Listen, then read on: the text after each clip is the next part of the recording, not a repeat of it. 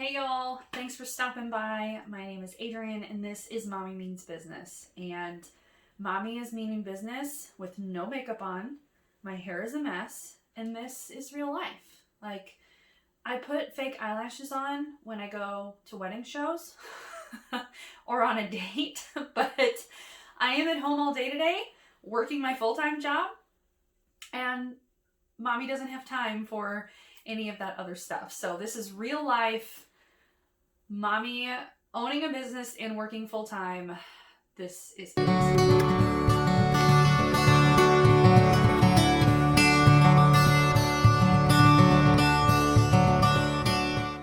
So if you are new to this channel, I'm Adrienne. Nice to meet you, virtually, I guess. I am a wife, a mom. I love Jesus, and I am also a business owner. So this channel is full of business tips, day in the life as a businesswoman that actually still works full-time, raising kids, all the things, and then launching a brand new business on top of the one that we already own. So some people think we're nuts, but if you're interested in that content, make sure that first you like this video, and second, hit that subscribe button and make sure the bell notifications are on so you know every time I post a video, which right now will be once a week on Sundays. So one of the questions that my husband and I get a lot is, how did you go from being in the medical field to starting a wedding venue? Yeah, that's a weird thing. Like, most of the time I'm like, I don't know.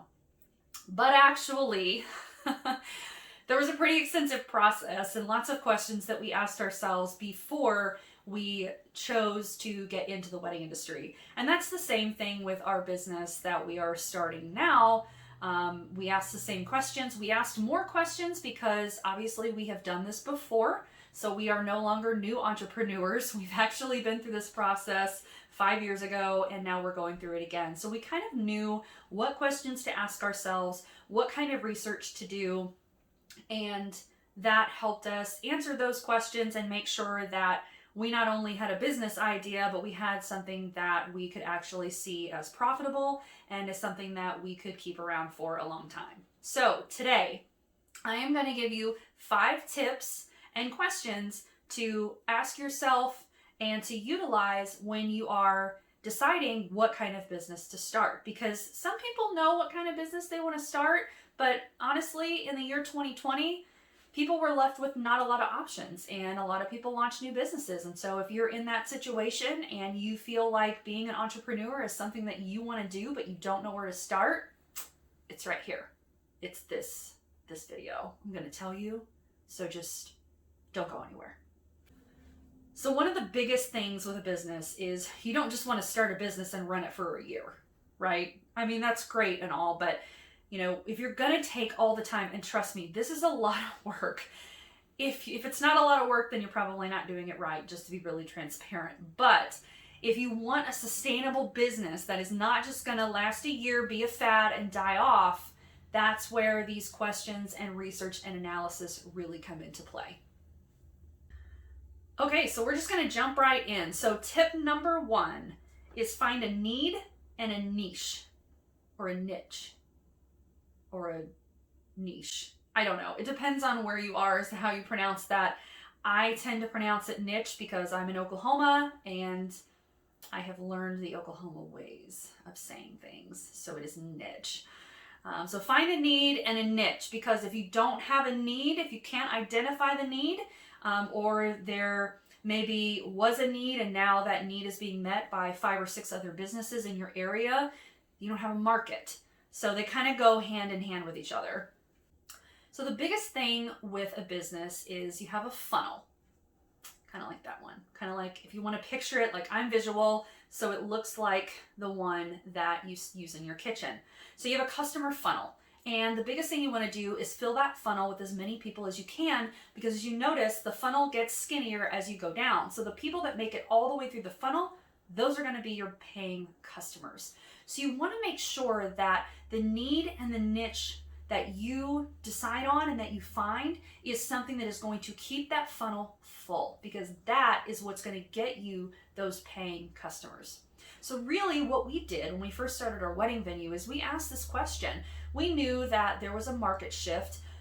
We saw it with our own wedding, and then we slowly started seeing some of our friends that were getting married that they were moving away from church weddings. And a lot of the churches, even if they did get married in a church, they didn't have a large space to accommodate 150 to 200 people to host a reception. So they were going off-site to have their reception. And being in Oklahoma, people are country here. You know, we like our country music. We like our Reba McEntire and Carrie Underwood and all the things. And so we knew that rustic was definitely something that was on our hearts. And we thought, you know, there aren't a lot of rustic venues around. There were a few at the time, but they weren't really advertising and marketing. And we had a couple OG venues that were more of the elegant, the hotel type feel. And so we really felt like, okay, there's a need. We see the market shifting, and we feel like we could corner the market in rustic venues. So that is how we ended up on a 20-acre ranch and converting the house and horse barn into a wedding venue. And so far, so good. Okay, so again, number one, find your need and your niche. Because without that, you don't have number two, which is identifying your market. Who are your customers? If you don't have customers, again, you don't have a business. You can't fill that funnel without a customer base. So you really need to identify those people that you're going to be marketing for, who are ultimately going to purchase your product, your experience, rent your facility. And so for us, again, we knew we were marketing to brides and grooms. The ages range. I mean, you can get married at any age of life, but we also knew that we were going to be marketing a lot to folks in their 20s. That's typically around the time that people get married nowadays. Now, it has pushed back to 26, 27 versus, 19, 20, 21. So we kind of knew that we were going to be looking in that age range, brides, grooms, but we also needed to impress the parents, because most of the time the bride and groom are not paying for the wedding. It's the parents. So we wanted to make sure that we offered a lot of different things that would appeal to both the bride and groom and the folks that were paying for the wedding. So another thing that you need to consider when identifying your market is not only who's going to buy, but how are they going to buy. As if 2020 has shown us anything, it has shown us that people love to online shop. If you didn't love to online shop before 2020, you probably own stock in Amazon Prime now. I know that we do, because we have Amazon boxes showing up literally every other day in this house. It is probably a problem. We should check into that at some point. And speaking of Amazon, I'm just going to turn this around for a second, because there's an Amazon truck right outside of my house. So if you thought I was lying, I assure you I am not. That being said, if you know that your main market is to millennials, I think it's Xennials now, folks that use the internet a lot, they want convenience, they live really busy lifestyles, you're going to want to make sure that your product not only has maybe a local delivery option, but it's also something that people can purchase online. So one way that we had to adapt was to start offering virtual tours of our venue. We had not done that before. But, if we wanted to have any chance of being successful and still be able to corner the market and keep the customer base that we had started to build up, we needed to make a shift. So again, understanding who your customer is, how they're going to buy, and making sure that that market is sustainable. That is huge. You have to make sure your market is sustainable and it's not just a fad that's going to die off. Okay, number 3. This is big. This is huge. You can be great at organizing yourself, at identifying your customer base, at finding your need and your niche, but if you don't have a why or a purpose/vision statement for your company, then why even do it? You need to identify why you're doing this. Why do you want to be an entrepreneur? Why do you want to cater to this market? Why do you want these types of customers? So identifying that is extremely critical. so that on those really hard days, because guys, there are hard days, and those hard days really outweigh the awesome ones. Just again, being very transparent. We had a really hard day yesterday, and really latching on to the why and the purpose of why we made this decision to become entrepreneurs 5 years ago is the only thing that really got us through. Okay, so really for our first business, we didn't really investigate the why as much. My husband really has always wanted to be an entrepreneur. I was happy being a nurse at the bedside at the time. I had no interest in owning my own business. I did not want any part of that. There was way too much risk for me. So really the reason we started it was A, because my husband wanted to be an entrepreneur, and B, I liked weddings. And that's what I still tell people today. That was our reason for opening this venue that we have been running for the last 5 years. So yeah, it makes sense for us, but it's not, there's nothing for me to like grab onto during those really hard times, because even though I really love weddings, weddings are stressful, and owning a venue, it is hard. It is hard work, it is stressful, and it is not always happy, despite what people may think. So really digging down deeper and having that purpose and vision statement that you can grab onto when you're experiencing those hard things is really what I'm going for with this. So for me, starting this brand new business, which I don't think I've shared this before, but we are opening a childcare facility in our local town. And we're so excited to serve families in this community. And we've also been foster parents. And so having a place that can treat a child, their unique needs, especially kids from hard places, that is something that has become very, very big on my heart and a huge passion of mine over the last couple of years. So I really have two different statements. I have one for myself and what I want out of becoming an entrepreneur, and then I have one for my business. So I'm going to go ahead and share those with you guys.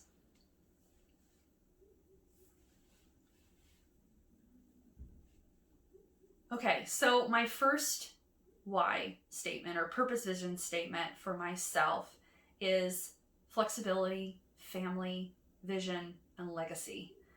You know, being an entrepreneur is hard. And it's not something that everybody is cut out for, but given that, you know, we live in a much different world than we did even when I started nursing 14 years ago. Even at that time, it was find a career, stick with it, you work for the man, and that is it.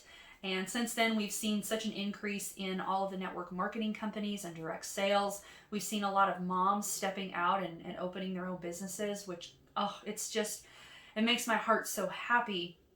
And there are so many great things about being entrepreneurs. And, you know, for me, wanting to have more family time, wanting to have freedom to not have to ask someone if I can go on vacation, really doing all of that really hard work, and you're doing it for something that you are absolutely obsessed with because it was your idea and it's something that you're working for that is yours and you can call it your own. And not only that, but you know, my husband and I just don't just want to leave our kids with an inheritance. We want to leave them with a legacy.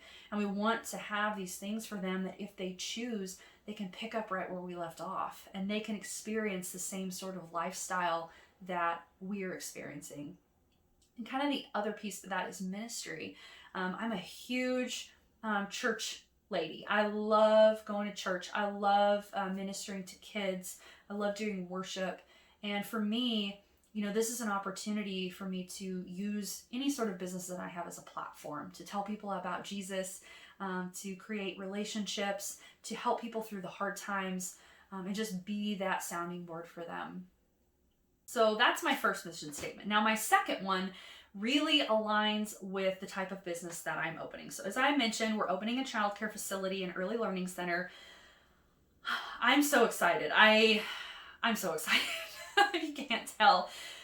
We saw a need for this in our area. Like I said, we're foster parents, and we had a foster kiddo that, you know, I was getting called every other day and having to go pick them up from daycare because they could not handle him. He could not self-regulate. He would get very frustrated and he didn't know how to express that or handle that or calm himself down. And so I would have to either drive there to calm him down or I would have to bring him home.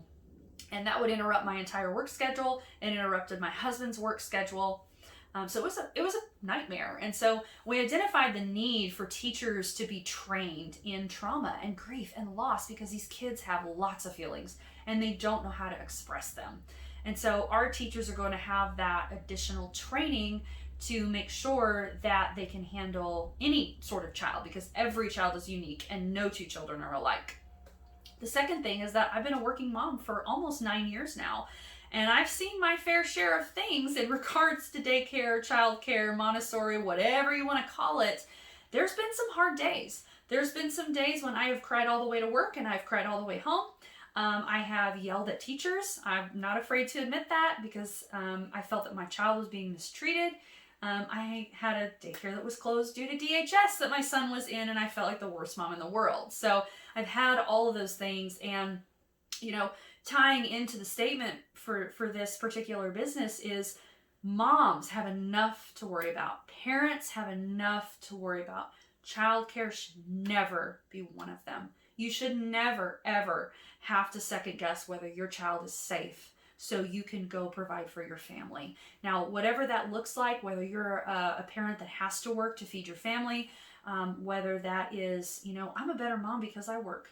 I'm a better mom because I have something of my own that I can pour my creativity into, and it gives me more patience with my kids, and I enjoy that time more. Whatever your situation looks like, childcare should never have to be one of those things that you have to sacrifice.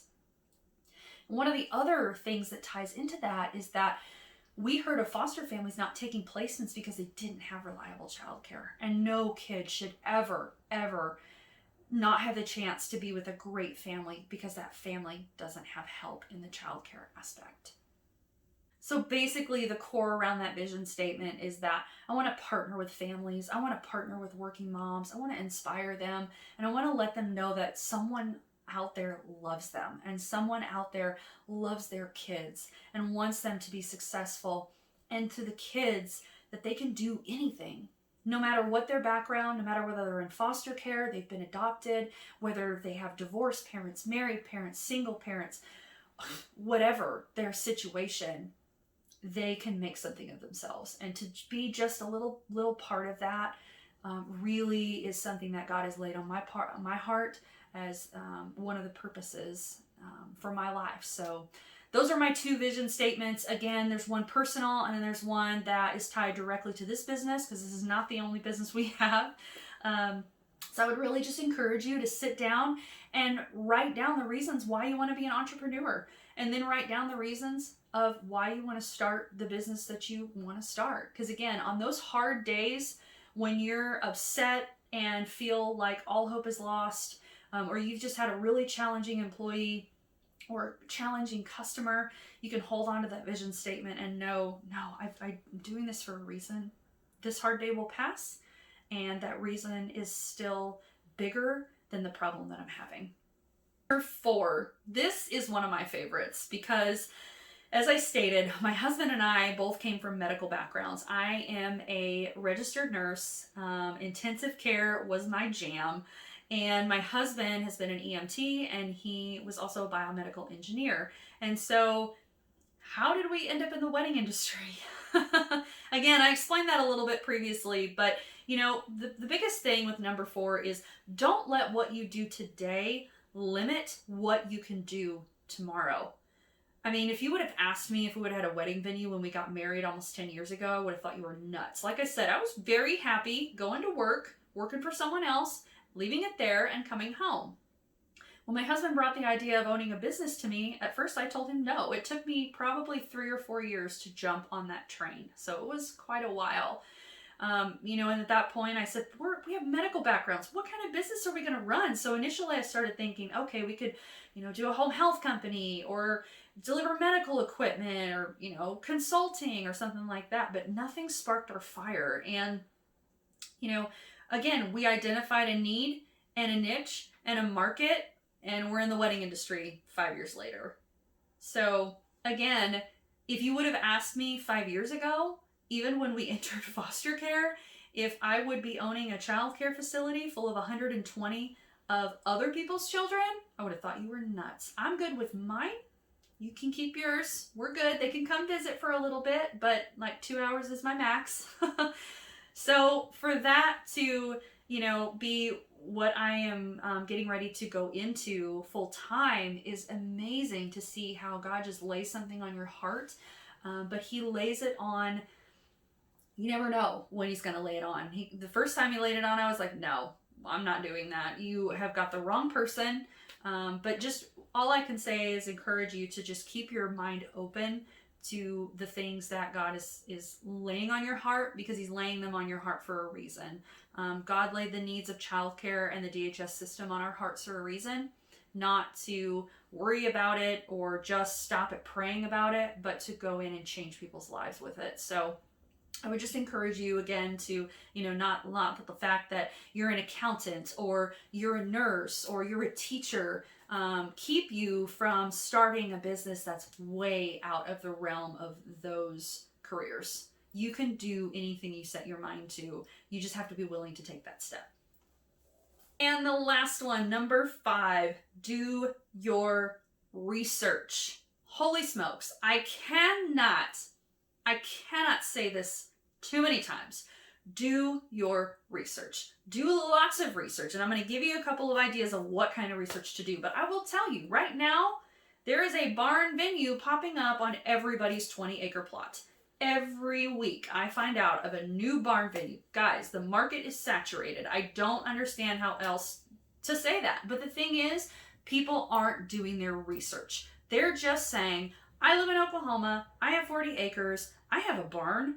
I can have a wedding there. And that's not the way that you want to go if your business is going to be sustainable. Again, you don't want that one-year business that you pour all your blood, sweat, and tears into, and then you've bottomed out the market, or the market is extremely saturated and you could not pull through that time.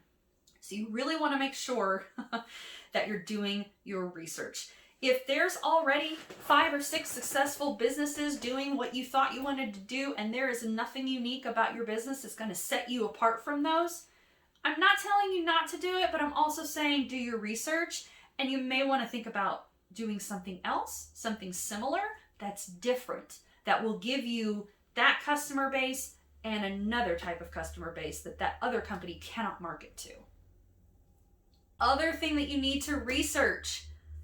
You've got your idea, you've got your market, you've got your why, you're ready to go. If you're going to do a brick and mortar, so you're going to have a building that you go put a key in and you open up and that's where you go every day, you've got to do your research as far as your local city planning. They may not want your type of shop where you're wanting to build it or lease it. They may not want the childcare facility that we're building on the plot of land that we decided to get under contract with. So it's really important to understand your city planning commission, your city council. Call them, read through their regulations and guidelines. One thing that we ran into was that we're doing a red iron building, and that is a metal building, and we're doing some brick on the front, but we were just going to do brick, metal, and then an amazing roof. Can't do that. They don't want metal buildings anymore. We have too many.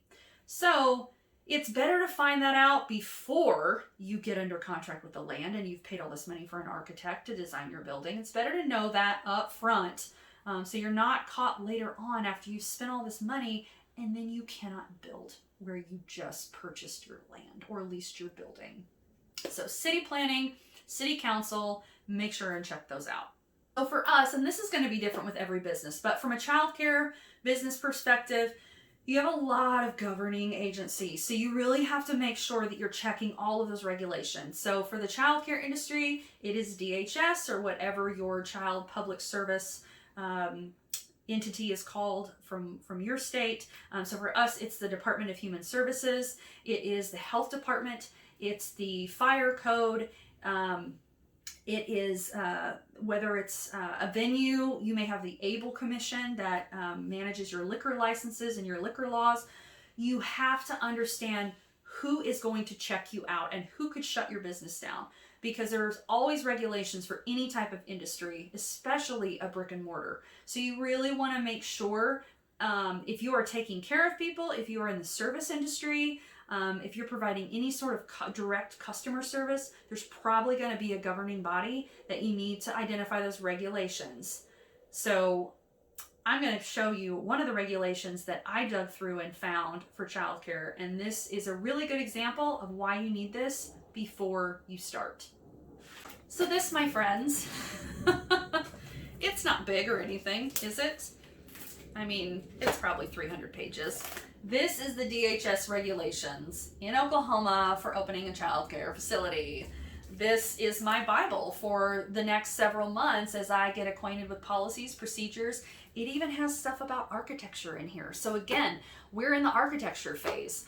If I did not read this beforehand, we would have had to go back and, good Lord, thank God we weren't in construction when I found all these things. We were just in the architecture phase. So I have everything nice and tabbed. I've got things highlighted. If I find something, I also shared this with my architect, and I would email him and say, hey, for the sinks, they have to be a certain height. It's on page 105 of the guide. So that way they actually have this, and if there's any question about the regulation, especially if it has to do with someone else that's doing the work for you, they have a copy, you have a copy, and that is your Bible. That is what you go by to make sure that you're building things the way that they need to be built. Okay guys, those are my tips. That's all I know. And I hope you enjoyed this video. If you like this video, make sure and like it. If you have another tip to starting a business or how you decided to start your own business, drop it in the comments. I would love to hear other people's journeys and hear how they came up with the ideas for their businesses and their brands. Also, if you want to see more content like this, make sure and hit that subscribe button below and have that bell notification on so you know every time I post a video, and you can follow along with me as we open this brand new business. We are so excited to share it with you, and have a great rest of your day, and I will see you in the next one. Bye.